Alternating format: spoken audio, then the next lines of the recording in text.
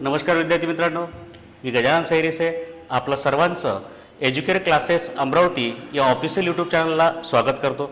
आपण पाहत आहोत केंद्र प्रमुख भरती 2025 एक व्हिडिओ या आधीसुद्धा आपण टाकलेला आहे आणि त्या व्हिडिओला विद्यार्थ्यांचा खूप चांगला प्रतिसाद मिळालेला आहे आणि विद्यार्थ्यांसाठी एक महत्त्वाची बातमी की जे एक्झाम 2 वर्षापासून रखडलेली होती आणि त्या एक्झामचं नोटिफिकेशन आपल्याला आलेलं आहे। आता ती एक्झाम केव्हाही होऊ शकते, येणाऱ्या 2 किंवा 3 महिन्यामध्ये ती एक्झामची डेट येणार आहे। त्यासाठी विद्यार्थ्यांना पूर्वतयारी म्हणून आपण एज्युकेट क्लासेसच्या प्लॅटफॉर्मवरती सर्व जे डेटा आहे परीक्षेच्या माध्यमातून किंवा परीक्षेच्या कामाचा तो सर्व विद्यार्थ्यांपर्यंत पोहोचवण्याचा प्रयत्न करत आहोत। ठीक आहे ना। तर यामध्ये तुम्हाला दिसत आहे केंद्र प्रमुख भरती 2025 जे की 2 वर्षापासून अडकलेली होती। ठीक आहे, आता ते सर्व मोकळं झालेलं आहे आणि 1 ते 2 महिन्यामध्ये काय होणार आहे, परीक्षा होणार आहे आणि सोबतच टेट, टीईटी आणि सीटीईटी या एक्झाम मध्ये सुद्धा सेम सारख्या प्रमाणात मराठी हा विषय विचारला जातो आणि या ठिकाणी तुम्हाला दिसत आहे की मराठी व्याकरण पीवायक्यूज या चारही एक्झाम मध्ये मराठी विषय त्यामध्ये ग्रामर असो, शब्दसंग्रह असो किंवा पॅसेज सोडवणे असो, पेडागॉजी असो, या सर्व विषयांवर आपण चर्चा करणार आहोत या व्हिडिओमध्ये। ठीक आहे, चला तर मित्रांनो आज सुरुवात करूया या लेक्चरला। यामध्ये आपण पाहणार आहोत संकल्पना सोबत क्लुप्त्या आणि पीवायक्यूज आणि सोबत त्या पीवायक्यूजचे सर्व स्पष्टीकरण या ठिकाणी आपण पाहणार आहोत। ठीक आहे, तर तुम्हाला सर्व शेवटपर्यंत टिकून राहायचं आहे। जे विद्यार्थी पहिल्यांदा व्हिडिओ पाहत असेल त्यांनी नक्की चॅनलला सबस्क्राइब करायचं आहे। ठीक आहे, चला बघूया।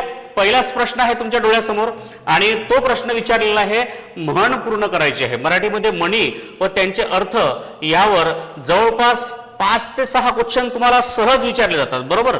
तर त्यामध्ये बघा म्हण कशी पूर्ण करायची। मागील व्हिडिओमध्ये तुम्हाला मी बऱ्याच कृत्य सांगितल्या होत्या, बऱ्याच ट्रिक तुम्हाला सांगितल्या होत्या की म्हण तुम्ही जर वाचली नसेल तरीही कशी सॉल्व्ह करू शकता याचं खूप सोपं उदाहरण किंवा खूप चांगल्या प्रकारे ट्रिकच्या स्वरूपात मी तुम्हाला सांगितलं होतं, बरोबर। आता पुन्हा एक वेळा रिवाइज करूया। काय म्हटलेलं आहे, म्हण पूर्ण करायची आहे आणि काय अर्धवट पण दिलेली आहे बघा। काय म्हटलं आहे, खाई त्याला काय म्हणतो आपण, खाई त्याला खावे, खाई त्याला खवखवे, खाई त्याला खवा, खाई त्याला मावा, बरोबर। आता ज्यांनी कधी वाचलंच नाही हे मन त्यांचे मन चुकणार ना, बरोबर। म्हणून थोडी तुम्हाला रीडिंग तर लागेल, बरोबर आहे। जो सिलेबस दिलेला आहे तो सिलेबस तुम्हाला वाचावा तर लागेल, बरोबर। म्हणून काय म्हणतात, खाई त्याला खवखवे, बरोबर आहे। आपण म्हणतो ना की चोराच्या मनात चांदणे, याचे सिमिलर जे हे मन आहे चोराच्या मनात चांदणे म्हणजेच खाई त्याला खवखवे। ज्याने काहीतरी चुकीचं केलं असेल त्याला त्याचं मन खाते, बरोबर आहे। तो अस्थिर असतो, बरोबर। असं त्या अर्थाने खाई त्याला खवखवे असं त्याचा काय होतो या ठिकाणी योग्य अर्थ होतो, बरोबर। चल बघूया नंतरचा एक प्रश्न। पुढे म्हटलेला आहे की समानार्थी शब्द, बरोबर आहे। समानार्थी शब्द ज्याला आपण पर्यायवाची शब्द सुद्धा म्हणतो। समानार्थी शब्द तुम्हाला पाठांतर करावं लागेल आणि नेमके कोणते शब्द पाठांतर करायचे त्याची एक लिस्ट सुद्धा मी तुम्हाला प्रोव्हाइड करणार आहोत। ठीक आहे, काय म्हटलेलं आहे, कामचुकार हा शब्द विचारलेला आहे। ठीक आहे, कामचुकार या शब्दाचा समानार्थी शब्द सांगा। आता समानार्थी शब्द फक्त वाचल्याने होणार नाही, तुम्हाला ते पाठ करावं लागेल। रोजचे तुम्ही 10-15 जरी शब्द पाठांतर केले ना तरीही आपण समानार्थी शब्द सहज पद्धतीने काय करू शकतो, पाठांतर करू शकतो। आता एवढा सोपा प्रश्न विचारलेला आहे पहा, कामचुकार या शब्दाचा समानार्थी शब्द सांगा। आता एखादा व्यक्ती असतो ना कामचुकार असतो, बरोबर आहे। घरी काही काम सांगितलं तर ठीक आहे थोड्या वेळाने करतो, उद्या करेल, परवा करेल, असं टाळाटाळी करतो। कामचुकार म्हणजे काय, तर मेहनती होईल का, नाही। कामचुकारचं ते अपोजिट आहे मेहनती। ठीक आहे, कामचुकार काम करणारा हे अपोजिट आहे, आपल्याला समानार्थी पाहिजे, बरोबर आहे। कामचुकार म्हटलं तर कष्टाळू होईल का, नाही। हे तिन्ही वर्ड काय आहे, अपोजिट दिलेले आहे। आपल्याला विचारलं समानार्थी शब्द कोणता, तर कामचुकार म्हणजे अंगचोरपणा करणारा। काय म्हटलं आपण, अंगचोरपणा करणारा म्हणजे जो अंग चोरतो, बरोबर, त्याला म्हणतात कामचुकारपणा, बरोबर। तर अत्यंत सोपा असा प्रश्न विचारलेला आहे, जरी त्यांनी समानार्थी शब्द म्हणून म्हटलेला आहे परंतु अत्यंत सोपा प्रश्न विचारलेला आहे। अशाच प्रकारचे खूप इझी प्रश्न तुम्हाला परीक्षेमध्ये दिसणार आहे। हेच प्रश्न बऱ्याच वेळा रिपीट झालेले आहे म्हणून हे पीवायक्यूज फक्त पीवायक्यूज नाही तर परीक्षेमध्ये येणारे प्रश्न या दृष्टिकोनातून तुम्हाला पाहायचे आहे, बरोबर आहे। पाहिल्याबरोबर लगेच तो प्रश्न तुमच्या काय झाला पाहिजे, पाठांतर झाला पाहिजे। त्यानंतर पहा काय म्हटलेलं आहे, एक वाक्प्रचार, बॅक टू बॅक 3 टॉपिक विचारलेले आहे। पहिला प्रश्न तुम्हाला विचारला म्हणी व त्यांचे अर्थ, दुसरा प्रश्न तुम्हाला विचारलेला आहे समानार्थी शब्द आणि तिसरा प्रश्न तुम्हाला आता विचारलेला आहे वाक्प्रचार, बरोबर आहे। वाक्प्रचार हा अतिशय क्लिष्ट असा टॉपिक विद्यार्थ्यांना वाटतो परंतु आपल्याला शब्दाचा अर्थ जर समजला, बरोबर आहे, आणि शब्दाचा शब्दशः अर्थ आपल्याला ऑप्शन मध्ये घ्यायचा नाही, एवढं पहिले क्लिअर करायचं, बरोबर। काय म्हटलेलं आहे पहा, की जखमेवर मीठ चोळणे, पहिले त्याचा अर्थ तुम्ही काढून घ्या. जखमेवर मीठ चोळणे कशाला म्हणतात? आता इमॅजिन करा की तुम्हाला जखम झालेली आहे आणि त्या जखमेवर जर तुम्ही मीठ चोळलं तर काय होईल? काय होईल? आणखी वेदना वाढेल, आणखी तुमचं दुःख वाढेल, आणखी तुम्हाला त्रास होईल. बरोबर आहे. तर जखमेवर मीठ चोळणे म्हणजे काय? उणिवेवर प्रहार करणे, इलाज करणे, खूप त्रास होणे, त्यानंतर मालिश करणे, असे 4 ऑप्शन दिलेले आहेत. बरोबर. तर आता या ठिकाणी काय म्हटलंय की जखमेवर मीठ चोळणे म्हणजे काय? तर काय म्हटलं? इलाज करणे होईल का? नाही. उलट आपण काय करत आहोत? त्या जखमेला वाढवत आहोत. बरोबर आहे. खूप त्रास देणे. आता इथं थोडासा प्रॉब्लेम होऊ शकतो तुमचा. पहा, जखमेवर मीठ चोळणे म्हणजे खूप त्रास देणे. आता याला थोडंसं 50% मध्ये आपण काय करूया? ठेवूया हाताखाली. बरोबर. त्यानंतर मालिश करणे. आता जखमेवर मीठ चोळणे म्हणजे मालिश करणे होईल का? नाही. मालिश करणे म्हणजे काय? त्याला दुरुस्त करणे. पण जखमेवर मीठ चोळणे म्हणजे आपण उलट त्या जखमेला वाढवत आहोत. मग आपल्या पुढे 2 ऑप्शन आहे. उणिवेवर प्रहार करणे, हा याला सुद्धा 50% मध्ये आपण ठेवलं. पेपरमध्ये प्रश्न कसा सोडवायचा याची मी ट्रिक तुम्हाला सांगत आहोत. ठीक आहे. काय म्हटलेलं आहे? आता 2 ऑप्शन आपल्या समोर आहे, ए आणि सी. ए मध्ये काय म्हटलेलं आहे? उणिवेवर मीठ चोळणे. उणिवेवर मीठ चोळणे किंवा उणिवेवर प्रहार करणे. बरोबर आहे. उणिवेवर प्रहार करणे म्हणजेच काय? तर जखमेवर मीठ चोळणे. बरोबर आहे. मीठ चोळणे म्हणजे पहिलं ऑप्शन तुमचं काय येईल? अगदी बरोबर उत्तर येईल. ठीक आहे. तर काही विद्यार्थी सी मध्ये फसू शकतात. तर लक्षात ठेवा, जखमेवर मीठ चोळणे म्हणजे खूप त्रास देणे असंही त्याचं उत्तर काही लोक घेऊ शकतात. परंतु लक्षात ठेवा, थोडं पाठांतर करून टाकायला, जखमेवर मीठ चोळणे या वाक्प्रचाराचा अर्थ काय आहे? उणिवेवर प्रहार करणे. ठीक आहे. चल बघूया नंतरचा प्रश्न. जोड शब्द पूर्ण करायचा आहे. जोड शब्द जसं आपण म्हणतो ना, चहा पाणी, भाजीपाला, साज शृंगार, बरोबर, आई बाबा, हे कसे जोड शब्द आहेत. बरोबर. तसंच या ठिकाणी मला सांगा की जो विटी शब्द दिलेला आहे, काय दिलेला आहे? विटी शब्द दिलेला आहे. विटी बिट्टी, विटी शिट्टी, विटी दांडू, विटी गल्लोल. बरोबर आहे. असे 4 शब्द, 4 पैकी आपल्याला एक ऑप्शन निवडायचा आहे. आता आपल्याला माहिती आहे, आपण जेव्हा लहान होतो तेव्हा एक खेळ खेळायचो. बरोबर आहे. आपण ज्याला गिल्ली दंडा म्हणायचो. बरोबर आहे. त्याला काय म्हणतात? विटी दांडू. काय म्हणतात त्याला? विटी दांडू. तर याचं राईट ऑप्शन काय येईल? विटी दांडू. बरोबर आहे. ज्याला गिल्ली दंडा म्हणतात. बरोबर आहे. त्याला आपण काय म्हणतो? विटी दांडू असं म्हणतात. ठीक आहे. हा प्रश्न तर सर्वांचा बरोबर यायला पाहिजे. अतिशय सोपं. मी तुम्हाला आणखी सांगतोय, मराठी व्याकरण कठीण नाही. खूप सोप्या पद्धतीने आपण त्याला सॉल्व्ह करू शकतो. थोडं जर PYQs आपण अनालिसिस केले तर लक्षात येईल की अत्यंत सोप्या पद्धतीने आयोग आपल्याला प्रश्न विचारतो. परंतु सोप्या प्रश्नांमध्ये आपल्या सिली मिस्टेक होतात. सिली मिस्टेकमुळे आपला थोडा स्कोर काय होऊन जातो? कमी होऊन जातो. तर सिली मिस्टेक कशा होऊ नये याच्यावर आपण काय करू शकतो? तर बॅक टू बॅक अशा प्रकारचे व्हिडिओज देऊन आपण काय करू शकतो? सिली मिस्टेक दुरुस्त करू शकतो. अत्यंत महत्वाचा प्रश्न या ठिकाणी विचारलेला आहे. पहा, विशेषण टॉपिकवर विचारलेला आहे. ठीक आहे. विशेषण ही शब्दाची काय आहे? विकारी शब्द जाती आहे. आपल्याला माहित आहे मराठीमध्ये एकूण शब्द जाती किती आहे? शब्द जाती. ठीक आहे. पार्ट ऑफ स्पीच ज्याला आपण म्हणतो. तर शब्दांच्या जाती एकूण किती आहेत? 8 आहेत. बरोबर आहे. त्याच्यामध्ये नाम, सर्वनाम, विशेषण, क्रियापद, क्रिया विशेषण अव्यय, शब्दयोगी अव्यय, उभयनिष्ठ अव्यय आणि केवळ प्रयोगी अव्यय. ठीक आहे. असे 8 प्रकार आहेत. त्यामधील एक शब्द जाती विचारलेली आहे विशेषण. काय विचारलेलं आहे? विशेषण विचारलेलं आहे. विशेषण कशाला म्हणतात? तर नामाबद्दल विशेष माहिती देणाऱ्या शब्दाला विशेषण असे म्हणतात. बरोबर आहे. संस्कृतमध्ये त्याला विस्तार म्हणतात. काय म्हणतात? त्याला विस्तार म्हणतात. बरोबर. तर या वाक्यामध्ये काय म्हटलंय? चल बनारसी पान खाऊ. ठीक आहे. काय म्हटलेलं आहे बघा? चल बनारसी पान खाऊ. बनारसी पान खाऊ. ठीक आहे. बनारसी पान खूप प्रसिद्ध आहे, माहिती तुम्हाला. ठीक आहे. चल बनारसी पान खाऊ. ठीक आहे. काय म्हटलेलं पहा, आता या ठिकाणी चल बनारसी पान खाऊ. आता याच्यामध्ये खाऊ हे शब्द काय आहे? क्रियापद आहे. बरोबर आहे. काय आहे? क्रियापद आहे. खाणारा कोण याच्यामध्ये दिलेला आहे का? नाही. ठीक आहे. परंतु हा जो शब्द आहे पान, पान हा शब्द याच्यामध्ये कशासाठी वापरलेला आहे? नाम म्हणून वापरलेला आहे. आता पान हा शब्द काय आहे? नाम आहे. पण नामाबद्दल म्हणजे पानाबद्दल विशेष माहिती कोणत्या शब्दाने दिलेली आहे?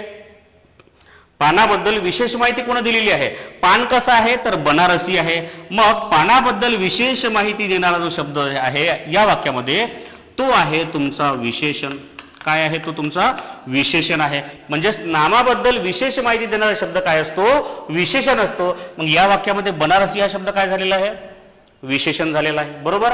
मग या ठिकाणी पहा, चल येणार नाही. पान, पान तर तुमचं काय आहे? नाम आहे. बरोबर आहे. खाऊ हा शब्द काय आहे? क्रियापद आहे, बरोबर आहे, आणि बनारसी हे तुमचं काय आहे, विशेषण आहे. आणि त्यांनी तेच म्हटलेलं आहे की या वाक्यातील विशेषण ओळखा, म्हणजे ऑप्शन नंबर बी काय आहे तुमचं राईट आन्सर आहे. आता यामध्ये आपण काय पाहिलेलं आहे की कर्ता कर्म क्रियापद ओळखायचं, विशेषण कसं ओळखायचं, तर हे सर्व आपल्याला बॅचमध्ये पाहायचं आहे. ठीक आहे, चला तर बघूया. आता हे तुमच्या लक्षात आलं असेल की कशा पद्धतीने आपण या प्रश्नाचं उत्तर काढलेलं आहे. ठीक आहे, चल बघा, पुढे पुन्हा समानार्थी शब्द विचारलेला आहे. ठीक आहे, समानार्थी शब्द, लक्षणीय या शब्दाचा समानार्थी शब्द कोणता असं म्हटलेलं आहे. बरोबर, लक्षणीय आपण म्हणतो ना की एखाद्या व्यक्तीने अतिशय लक्षणीय काम केलेलं आहे, अतिशय लक्षणीय अशी घटना घडलेली आहे. बरोबर आहे, म्हणजे असं म्हणू शकतो की आपण जसं चंद्रावर यान पाठवलं आणि ते सक्सेस झालं, तर हे भारताची लक्षणीय कामगिरी आहे. बरोबर आहे, म्हणजे लक्षात ठेवण्याजोगी अशी लक्षणीय काय आहे, कामगिरी आहे. तर लक्षणीय म्हणजे काय, लक्षणीयचं अलक्षणीय होईल का, नाही, कारण अलक्षणीय हे अपोजिट वर्ड आहे. आपल्याला काय पाहिजे, समानार्थी शब्द पाहिजे. बरोबर आहे, त्यानंतर लक्षणीय म्हणजे साधारण काम होईल का, नाही, आपण आताच म्हटलेलं आहे. लक्षणीय म्हणजे असं काम की जो कोणीच करू शकत नाही. ठीक आहे, त्याला म्हणतात लक्षणीय काम. मग साधारण होईल का, नाही. आता कुरूप कशाला म्हणतात, ठीक आहे, सुंदर अपोजिट कुरूप. बरोबर आहे, म्हणजे जो दिसायला चांगला नसतो त्याला आपण काय म्हणतो, कुरूप म्हणतो, तर हे होईल का, नाही. मग उरला कोणता, दर्शनीय. दर्शनीय म्हणजे पाहण्याजोगं, लक्षणीय म्हणजे आठवण ठेवण्याजोगं. बरोबर आहे, तर याचं राईट आन्सर काय येईल, मग दर्शनीय. कोणतं येईल, दर्शनीय. ओके, चल, म्हणजे कशा पद्धतीने आपण ऑप्शन इलिमिनेट केलेत. बरोबर, ऑप्शन इलिमिनेट मेथड हे तुम्हाला या व्हिडिओमध्ये खूप म्हणजे मोठ्या प्रमाणात पाहायला भेटेल. बरोबर, म्हणून काळजी करायची नाही. बरोबर आहे, सहज पद्धतीने जेवढेही प्रश्न आपल्याला विचारले जाणार आहे एक्झाममध्ये, मराठीचे तुम्हाला पैकीच्या पैकी आन्सर मिळणार आहे. ठीक आहे, त्याच्यामुळे घाबरायचं नाही. ओके, चला बघूया. नंतरचा प्रश्न आहे अचूक गुणकारी असणारे. हा प्रश्न 2 ते 3 वेळा एक्झाममध्ये रिपीट झालेला आहे, तुम्हाला पाठच करून ठेवायचं आहे आणि याचं उत्तरही तुम्ही काढलं असेल, आत्ताच काढलं असेल. बरोबर, अचूक गुणकारी असणारे. बरोबर, अचूक म्हणजे योग्य, गुणकारी म्हणजे अगदी बरोबर असलेलं. बरोबर आहे, अचूक गुणकारी असलेलं त्याला आपण काय म्हणतो, ब्रह्मास्त्र म्हणतो का, नाही, ब्रह्मास्त्र म्हणजे शेवटचा पर्याय. बरोबर आहे, म्हणून त्याला आपण कट करायचं. सुदर्शन, ठीक आहे, जे चक्राचं नाव आहे, कृष्णाच्या हातामध्ये जे चक्र असते त्याला आपण सुदर्शन चक्र म्हणतो. बरोबर आहे, त्याला कट करायचं आहे. गुणवंत याला सुद्धा कट करायचं आहे. म्हणजे अचूक गुणकारी असणारे त्याला आपण काय म्हणतो, रामबाण. कसा इलाज करतो आपण, रामबाण इलाज करतो. आणि विद्यार्थ्यांचा सुद्धा इथे एज्युकेटर क्लासेसमध्ये आपण रामबाणच इलाज करतो की जेणेकरून त्यांचं काय निघाले पाहिजे, पोस्टच निघाली पाहिजे, तुमची परीक्षा तुम्ही पास झाली पाहिजे. बरोबर, तर हाच एक उद्देश डोळ्यासमोर ठेवून आपण युट्यूबला हे सर्व साहित्य विद्यार्थ्यांपर्यंत पोहोचवत आहोत. बरोबर, ठीक आहे, चला काय म्हटलेलं आहे, रामबाण, याचं काय होईल, अचूक उत्तर होईल. त्यानंतर बघा संधी विचारलेला आहे. ठीक आहे, आता हा जो प्रकार आहे तो व्याकरणामध्ये जातो. ठीक आहे ना. संधी जर तुम्हाला माहित असेल, संधी हा प्रकार मुळात कशामधला आहे, मराठीतला नाही तर तो कशामधला आहे, संस्कृत मधला आहे. कशामधला आहे, संस्कृत मधला आहे संधी हा प्रकार. बरोबर, तर यामध्ये आपल्याला माहित आहे संधी म्हणजे साधने किंवा जोडणे होय. संधी म्हणजे काय, तर साधने किंवा जोडणे होय. संधीचे मुख्य प्रकार किती पडतात पहा, काय म्हटलेलं आहे, स्वर संधी. बरोबर, दुसरा आहे तुमचं व्यंजन संधी, व्यंजन संधी, आणि तिसरा आहे विसर्ग संधी. ठीक आहे, काय म्हटलेलं आहे, तिसरा आहे विसर्ग संधी. बरोबर, तर असे किती प्रकार पडतात, जवळपास 3 प्रकार पडतात. आता आपल्या या ठिकाणी काय दिलेलं आहे, एक शब्द दिलेला आहे, स्वल्प नावाचा शब्द दिलेला आहे. काय दिलेला आहे, स्वल्प. ठीक आहे, चला, स्वल्प हा शब्द दिलेला आहे आणि या स्वल्प या शब्दाचा खालीलपैकी कोणता विग्रह योग्य आहे. ठीक आहे, शब्दाचा विग्रह असतो ना, जसं आपण म्हणतो देवालय, देव अधिक आलय, हिमालय, हिम अधिक आलय, महिला प्लस आश्रम, महिलाश्रम. तर शब्दांचा विग्रह तुम्हाला करता आला पाहिजे. बरोबर, तर बघा काय म्हटलेलं आहे की स्वल्प या शब्दाचा विग्रह कसा होईल. ठीक आहे, तर या ठिकाणी लक्षात ठेवा, इथं दिसत आहे आपल्याला, इथं व दिसत आहे. बरोबर आहे, आता या व पासूनच विग्रह का करायचा, काय म्हटलेलं आहे पहा, अर्धा स त्याला व दिलेला आहे. बरोबर आहे, तर मग या ठिकाणी पहा व आलेला आहे. व कोणाच्या ऐवजी आलेला आहे, बरोबर, तर थोडं समजून घ्या काय म्हणायचं आहे मला. ठीक आहे, तर हा स्वल्प शब्द जो आहे हा कोणत्या संधीचं उदाहरण आहे, हा आहे स्वर संधीचं उदाहरण. कसं, तर स्वर संधीमध्ये मुख्य प्रकार कोणता पडतो, एक दीर्घत्व संधी आहे, त्यानंतर आदेश आहे. आदेशमध्ये गुणादेश, वृद्धादेश, यणादेश आणि अयादी आदेश असे 4 आदेश आहे आणि त्यामधला जो प्रकार आहे तो आहे यनादेश हा प्रकार आहे. कोणता प्रकार आहे, यनादेश. यनादेश या प्रकारामध्ये काय म्हटलेलं आहे, ऱ्स्व ई असो किंवा दीर्घ ई असो, ऱ्स्व उ असो किंवा दीर्घ उ असो, किंवा रू असो, यांच्या पुढे जर काय आला असेल, विजातीय स्वर आला असेल, विजातीय स्वर. आता तुम्हाला जर माहित असेल सजातीय स्वर आणि विजातीय स्वर, ठीक आहे, तर लक्षात घ्या विजातीय स्वर आला असेल तर ई ऐवजी काय घ्यायचंय तुम्हाला, य घ्यायचं. उ ऐवजी काय घ्यायचं तुम्हाला, व घ्यायचं. आणि रू ऐवजी काय घ्यायचं तुम्हाला, र घ्यायचं आहे. बरोबर आहे, ठीक आहे. मग इथं काय आलेलं आहे, व.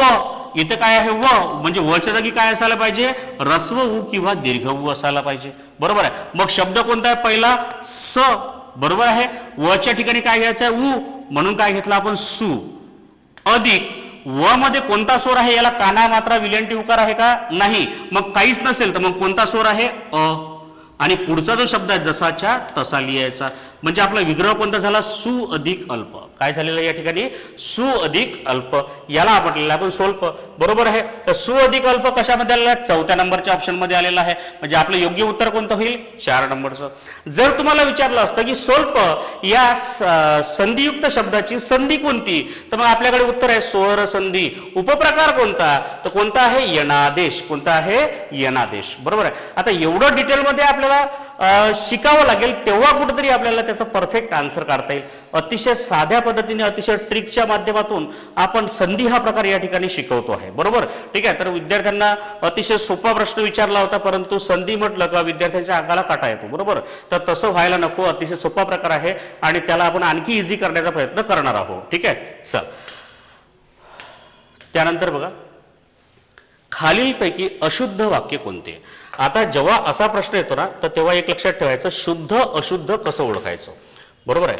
शुद्ध आणि अशुद्ध कसं ओळखायचं, त्यासाठी सुद्धा एक ट्रिक आहे. बरोबर आहे. जर तुमच्या विलँटी उकार जर व्यवस्थित असेल तर तुम्ही शुद्ध शब्द सहज ओळखू शकता. बरोबर, परंतु विलँटी उकारच पहिल्यापासून चुकीचे असेल तर मग थोडी मेहनत करावी लागेल. ठीक आहे. काय म्हटलेलं आहे, खालीलपैकी अशुद्ध वाक्य तुम्हाला काय करायचं, ओळखायचं. अशुद्ध वाक्य. बरोबर आहे. म्हणजे 3 वाक्य योग्य आहेत आणि 1 वाक्य काय आहे, अशुद्ध आहे. बरोबर. नवे कवी खूप चांगल्या कविता लिहित आहेत. नवे कवी खूप चांगल्या कविता लिहित आहेत. तर हे वाक्य कसं आहे, बरोबर आहे. ठीक आहे. याच्यामध्ये कोणतीच मिस्टेक आहे का, नाही. बरोबर. त्यानंतर तो माधव सोबत संथ गतीने चालू लागला, हे सुद्धा बरोबर आहे. त्याच्यामध्ये काहीच मिस्टेक नाही. त्यानंतर तिसरं वाक्य पहा काय म्हटलेलं आहे, ती घरातच त्यांची बोलणी ऐकत असे. मग याच्यामध्ये सुद्धा काही प्रॉब्लेम आहे का, नाही. नच्या ठिकाणी न बरोबर आहे, मात्रा विलंटी सर्व बरोबर आहे. चौथ्या वाक्यात म्हणजे 3 जर बरोबर असेल, चौथं चूक असायलाच पाहिजे. मग चौथ्यामध्ये नेमकं काय चुकलं आहे ते चेक करू आपण. काय म्हटलं, विनाकारण. बरोबर आहे. विनाकारण काही गोष्टी आयुष्याला पूर्ण होत नाही. आता पहा थोडंसं कुठंतरी ऐकायला ऑड वाटत आहे. बरोबर आहे. काय म्हटलेलं आहे, विनाकारण काही गोष्टी आयुष्याला पूर्ण होत नाही असं म्हटलेलं आहे. कुठेतरी असं वाटतं ना काहीतरी वाक्यात चुकलेलं आहे म्हणून. बरोबर आहे. मग योग्य काय यायला पाहिजे, विनाकारण काही गोष्टी आयुष्यात पूर्ण होत नाही. बरोबर आहे. आयुष्यात पाहिजे होतं इथं. बाय आयुष्याला या शब्दामध्ये हा जो ला या ठिकाणी आलेला आहे, तर इथं काय पाहिजे होतं आपल्याला, त पाहिजे होतं. काय पाहिजे होतं, त. म्हणजे वाक्य कसं होईल, विनाकारण काही गोष्टी आयुष्यात पूर्ण होत नाहीत. हे झालं योग्य. पण तिथं काय आलं, आयुष्याला म्हटलेलं आहे. त्याच्यामुळे काय होईल, ते अशुद्ध वाक्य होईल. म्हणजे तुमचं जे राईट आन्सर आहे ते काय आहे, ऑप्शन नंबर डी. हे तुमचं काय होईल, राईट आन्सर, बरोबर उत्तर होईल. येतं लक्षात. म्हणजे शब्दामध्ये नेमकं काय थोडं ऐकायलाच ऑड वाटते ना, जेव्हा तुम्ही वाक्य वाचताना तेव्हाच कुठेतरी ऐकायला तुम्हाला ऑड वाटते. बरोबर. तर कशा पद्धतीने आपण शुद्ध किंवा अशुद्ध वाक्य ओळखलं, त्याची ट्रिक थोडंसं लक्षात ठेवायचं. बरोबर. चल, त्यानंतर बघा, खालीलपैकी शुद्ध. आता याच्या आधी काय म्हटलं होतं, अशुद्ध वाक्य ओळखा, आपण काढलं. आता म्हटलेलं शुद्ध वाक्य ओळखा. म्हणजे 3 वाक्य काय आहेत, चुकीचे आहेत आणि 1 वाक्य काय आहे तुमचं या ठिकाणी शुद्ध आहे. तर ते शुद्ध वाक्य आपल्याला ओळखायचं आहे. ठीक आहे. एक लहान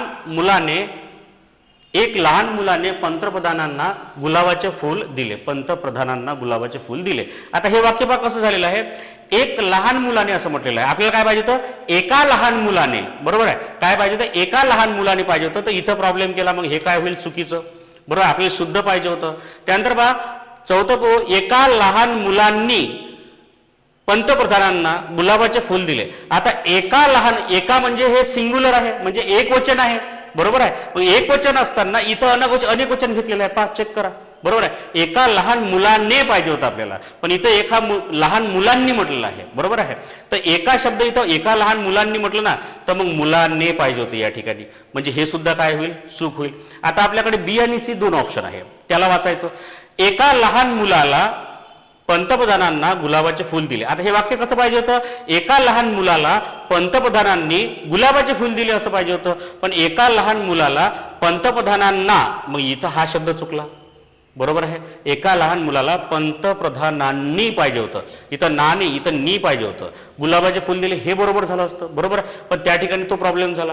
म्हणजे आता डी नंबरचा ऑप्शन आपलं बरोबर असायला पाहिजे. चेक करू आपण. एका लहान मुलाने पंतप्रधानांना गुलाबाचे फूल दिले, अगदी बरोबर. म्हणजे याच्यामध्ये कोणतीच मिस्टेक आहे का, नाही. म्हणजे शुद्ध अशुद्ध वाक्यामध्ये तुम्हाला एक एक शब्द थोडा वाचावा लागेल आणि थोडा स्पीडनं वाचावा लागेल. त्यासाठी थोडं काय लागेल, प्रॅक्टिस लागेल. प्रॅक्टिस असेल तर तुम्ही सहज तो प्रश्न सोडवू शकता. बरोबर आहे.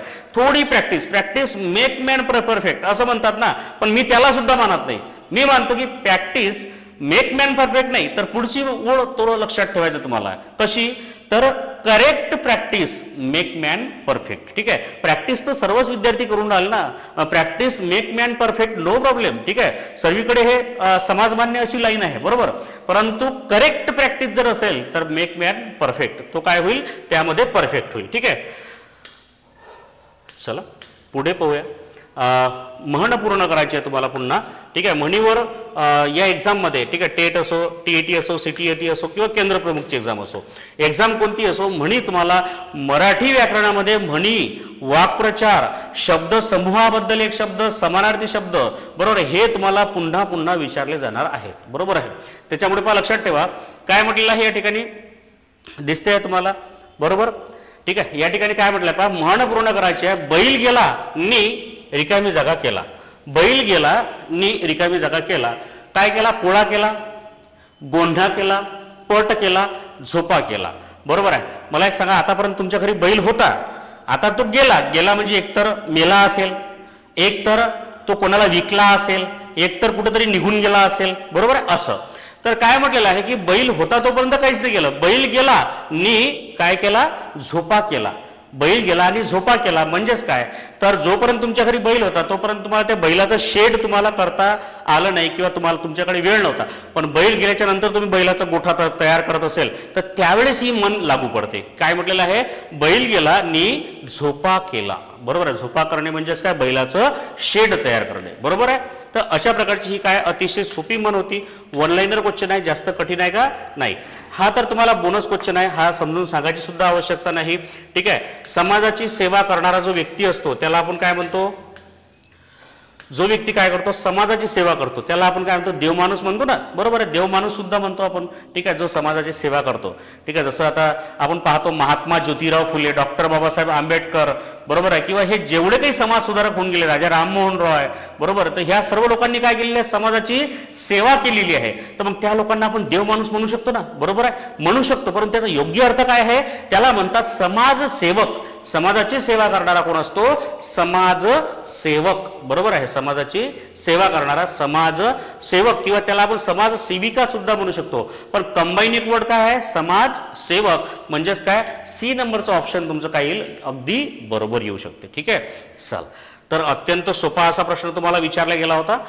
त्यानंतर बघा काय म्हटलेलं आहे, तापट या शब्दाचा विरुद्धार्थी शब्द विचारलेला आहे. आपण म्हणतो ना की एखादा व्यक्ती कसा असतो, तापट असतो. तापट म्हणजे अतिशय गरम असतो. बरोबर आहे.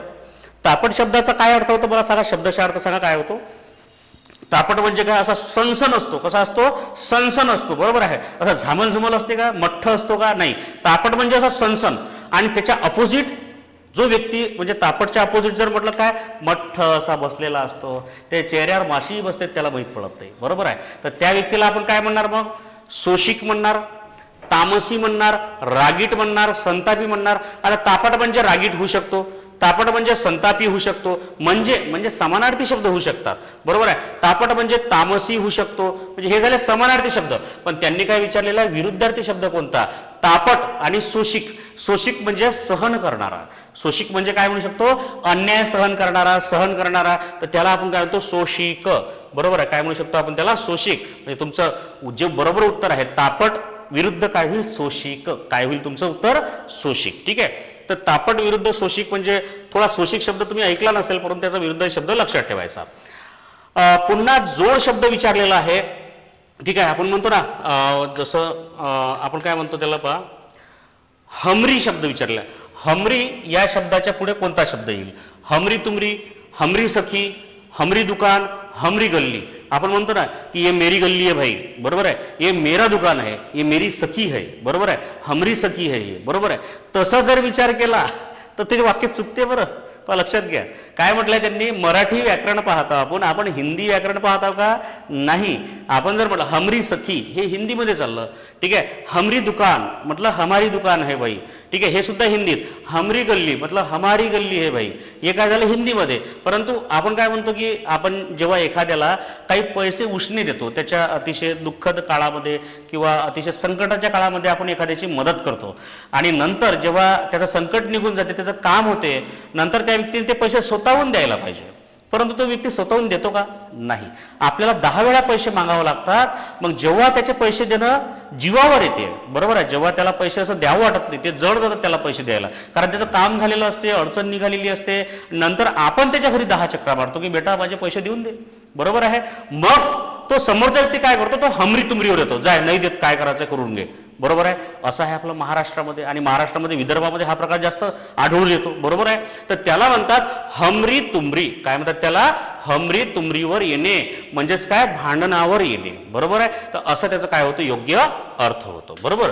चल बघूया नंतरचा प्रश्न.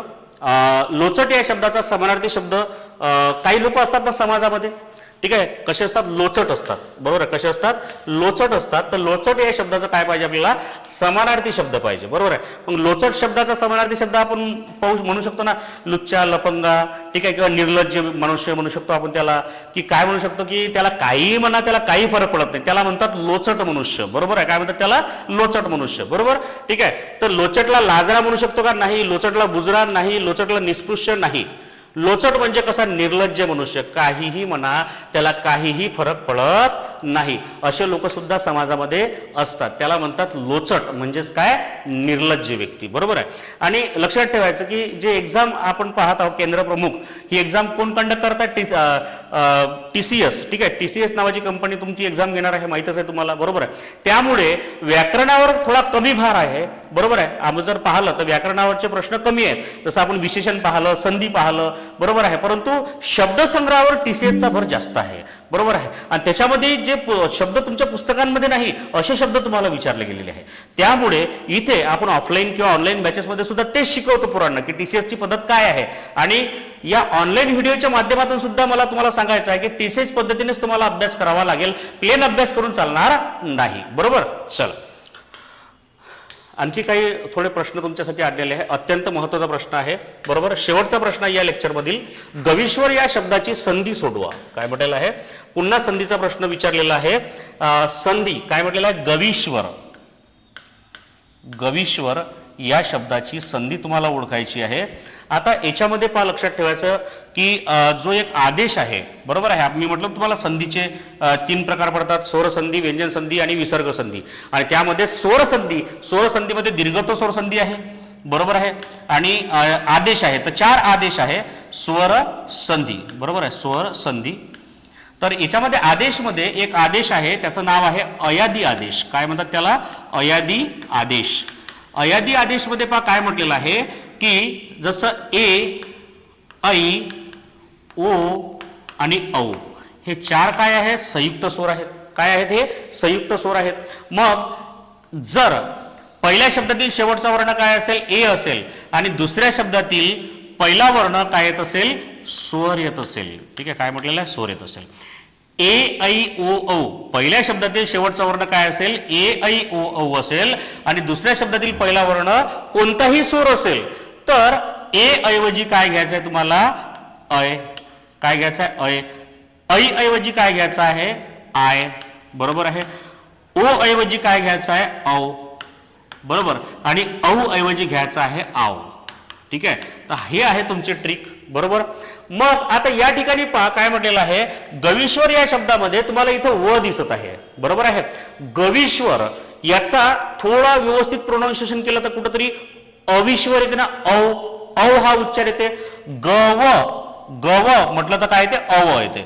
अव म्हणजे याच्यामध्ये कोणता स्वर असायला पाहिजे, ओ हा स्वर असायला पाहिजे, बरोबर आहे. मग याच्यामधला जर ग मी वेगळा केला, काय वेगळा केला, ग जर वेगळा केला तर याच्यामध्ये कोणता स्वर टाकावा लागेल मला, ओ, म्हणजे झालं हे गो. प्लस आता व तर आपला या शब्दामध्ये हा आलेला आहे ना, अव तयार झाला. ओच्या पुढे जर स्वर आला तर ओचं काय होते, अव होते. इथं सुद्धा ग मध्ये अ आणि इथं व आलेला आहे, म्हणून व इथं कॅन्सल होईल. दुसरी विलंटी आहे म्हणजे हा दुसरा येईल आणि स्वर जसाच्या तसा, म्हणजे विग्रह कोणता झाला तयार, गो अधिक ईश्वर. मी याच शब्दापासून तुम्हाला हा शब्द बनवून दाखवतो, का लक्षात ठेवा. पहिल्या शब्दातील शेवटचा वर्ण कोणता आहे, ग मध्ये आहे ओ, काय येतो ओ. प्लस दुसऱ्या शब्दातील पहिला वर्ण काय आहे, ई आहे. मग आपला जो फॉर्म्युला आहे की ए ऐ ओ औ यापैकी काय आला, ओ. यांच्या पुढे जर स्वर आला असेल, काय आला, स्वर आला, तर ए ऐवजी ऐ, ऐ ऐवजी आय, ओ ऐवजी अव, ओ ऐवजी काय येईल, अव. मग ओ ऐवजी काय घ्यायचं आपल्याला, अव, काय घ्यायचं, अव. प्लस पुढे कोणता स्वर आहे, ई. मग अव मध्ये ई हा जर ई टाकला तर काय होईल, अवी. काय होईल शब्द तयार, अवी. मग याच्यामधला ओ काढला तर शिल्लक काय राहिला होता, ग राहिला होता. मग ग मध्ये हा जर अ टाकला तर काय होईल, गवी. कोणता शब्द तयार होईल, गवी. आणि जो श्वर आहे तो त्याला जोडून द्यायचा, कोणता शब्द तयार झाला, गवीश्वर. म्हणजेच आपल्याला योग्य विग्रह काय लागेल, गो अधिक ईश्वर. काय लागेल, गो अधिक ईश्वर. ठीक आहे. तर यामध्ये पहा तुम्हाला दिसते गो अधिक ईश्वर हा आहे तुमचा सी नंबरचं योग्य उत्तर. थोडं तुम्हाला मी फास्ट सांगितलं, काही विद्यार्थ्यांच्या लक्षात आलं असेल, काही विद्यार्थ्यांच्या लक्षात आलं नसेल, बरोबर आहे. कारण एवढ्या कमी वेळात ते लक्षात येणं सोपं नाही आहे, बरोबर. कारण संधीमधला तो अयादी आदेश बऱ्याच विद्यार्थ्यांना तो लक्षात येत नाही, बरोबर आहे. परंतु जेव्हा आपण तो शांततेने टॉपिक शिकतो तर त्या टॉपिक सारखा सोपा टॉपिक नाही. ठीक आहे. त्याच्यामुळे मराठी व्याकरणासंदर्भात तुम्हाला निश्चिंत राहायचं आहे. ठीक आहे. एक्झाम कोणतीही असो, केंद्र प्रमुख असो, टीईटी असो, टेट असो, सीटीईटी असो किंवा स्पर्धा परीक्षेची कोणती एक्झाम असो, मराठीसाठी तुम्हाला एक मात्र ठिकाण आहे, एज्युकेट क्लासेस अमरावती. या ठिकाणी ऑफलाईन ऑनलाईन सर्व बॅचेस या ठिकाणी आपण घेतो आहे. आणि उद्यापासून एक बॅच या ठिकाणी 4 ते 6च्या वेळेमध्ये ऑफलाईन प्लस ऑनलाईन बॅच आपण लॉन्च केलेली आहे. आणि यामध्ये आपण सुरू करणार आहे मराठी व्याकरण आणि सोबत सर्वच विषय आपण या ठिकाणी सुरू करणार आहोत. ठीक आहे. जर व्हिडिओ आवडला तर नक्की लाईक करायचा आहे आणि तुमच्या मित्रांना सुद्धा काय करायचं आहे, शेअर करायचं आहे. थँक्यू.